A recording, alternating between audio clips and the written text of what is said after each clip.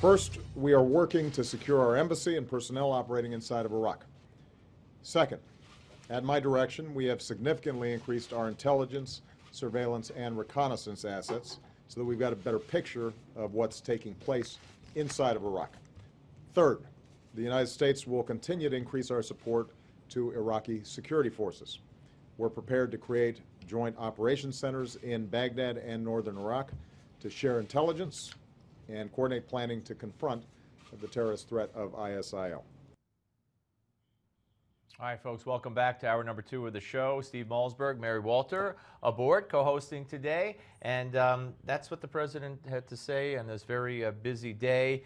But, you know, you're going to be speaking to Jill Tahmooressi in just a second here. And what a visual today, hearing about the hero Marine who was the 8th living recipient of the Medal of Honor. He threw himself on a grenade. His name is William Kyle Carpenter. He lost an eye, his jaw. He was pronounced dead. And there he was standing next to the president and got the award. 2.5 years in the hospital, 40-plus surgeries. And as you well know, Mary, this is who our brave men and women are. And to think that Andrew Tahmooressi is in a Mexican jail, an active Marine, it's heartbreaking. It is, and there's such a disconnect for me, and I think for a lot of Americans, and I'm sure for you too, whereas he accidentally crossed the border. All right, how many people purposely cross the border the other way? Yeah, well, of and course, we clothe them, we feed them, we give them an education, we give them free health care.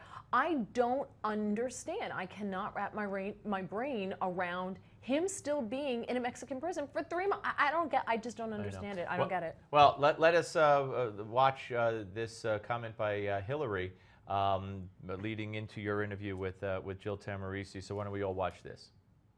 We should be doing, and I assume we are, you know, I'm not there, so I can't speak directly to it, but we should be doing, or I can tell you what I would be doing, burning up the telephone wire, sending, you know, envoys, not just our ambassador, but others coming in, talking to the highest levels, Mexican officials, making it clear that this is really important to us.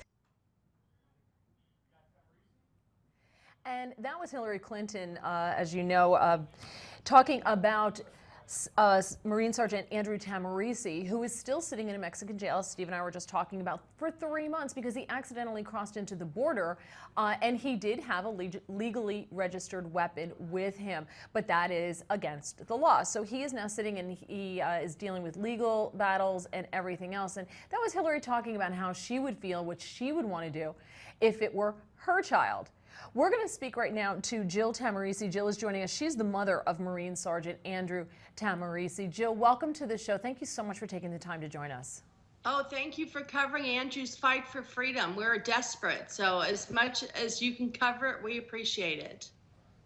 Well, first of all, thank you for your sacrifice. Having a child in the military, the whole family serves. And I know that because I know so many people who are deployed, so I understand that the whole family serves. And then to have this, on top of it, your son comes home. He's dealing with some issues, as a lot of our young men and women are dealing with. He's dealing with issues, and here he is. He's going out. He accidentally winds up in Mexico, and now in jail for 3 months. Let me ask you, why has it been 3 months? What's going on, or what's not going on? Maybe that's the better question. What's not going on?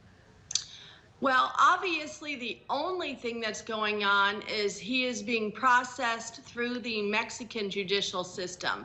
Obviously, what we had all hoped might happen was some collegiality between Mexico and America, you know, the fine leaders of both Mexico and America. We'd all hoped that there would be some rallying and some discussion and some mutual review of Andrew's innocence from the beginning, like week 1, week 2. That didn't happen. So he is languishing in now his 2nd prison in Mexico, and our only hope apparently is through the judicial system in Mexico, as if he is a criminal. But all he is guilty of doing is making that one wrong turn, and that 911 call clearly speaks loudly about it being an accident. Yeah, so let me ask you, and this is what I don't understand, and maybe you can help me. We just heard Hillary Clinton talking about what she would do if it were her child.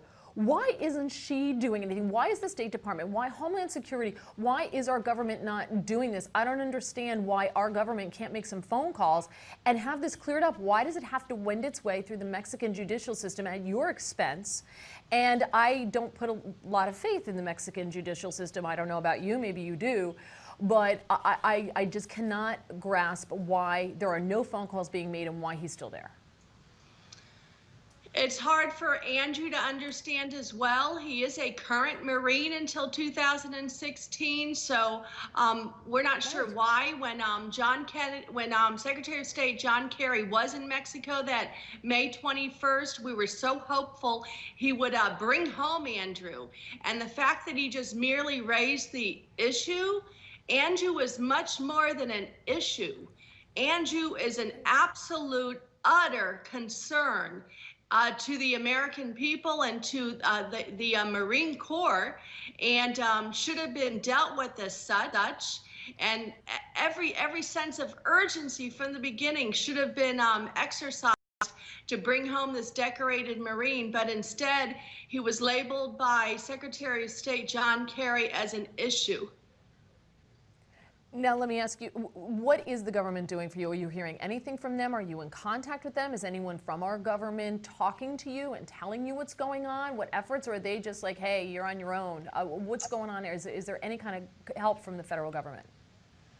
No, we had to reach out to the White House in the platform called We the People petition in order to get a response. And so we followed their rules of engagement. And in 30 days, I needed 100,000 signatures on the whitehouse.gov petition. Proudly, America stepped forward and signed. But now it's 20 days after that threshold's been reached. They're obligated to respond to me, and there is still silence from the White House. This is so unbelievable to me. You're right, your son, as you said, your son, and a lot of people may not know this, he is still a Marine. So he is one of our soldiers who is being held in a foreign prison for accidentally crossing the border.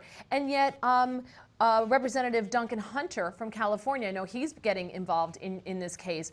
He has claimed that over 500 armed Mexican military and law enforcement officers have crossed the border in the last decade. 152 separate incidents of them being armed crossing into our border, yet they're not all in our prison, are they? So why the double standard? Right. Good question. I believe we typically, I mean, I don't have the statistics, but let's just hypothetically assume it takes us 48 hours to 72 to figure out that whoever crossed, the military or the police officers of Mexico are not criminals. That's all I asked for in the beginning. And when my son called me on April 1st and said, Mom, I've been arrested, I scurried. I had everything. I already had my file prepared. No criminal record. Marine Corps current reservist 2016. Honorable discharge from active duty. Meritoriously promoted to a sergeant on the battlefield. Extremely rare honor. He owned all of his firearms, his 3. They were U.S. purchased. He had his Florida concealed weapons permit.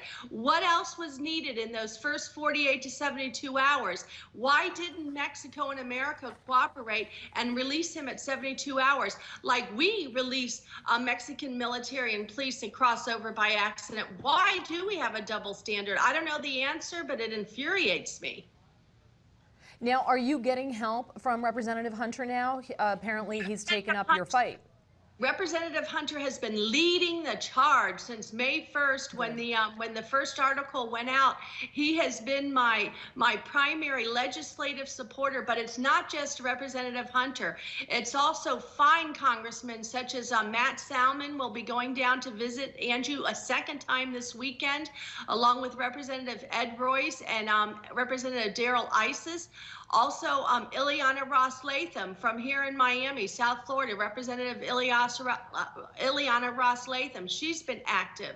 Bill Nelson, Senator Bill Nelson, early on wrote a letter. But there's been many, many representatives from many states, Oklahoma, West Virginia, Texas. I just received a phone call from Governor of New Mexico, Governor Richardson. He was just visiting the Baja California governor 2 days ago. So legislatively, there's a lot of activity. However, that president-to-president phone call, I do not believe has taken place yet. Well, I hope it does. I think we're all hoping that that happens. It doesn't take much time to make that phone call. Are you in regular contact with your son? Are you allowed to send him things, comfort items? Are you allowed to do that?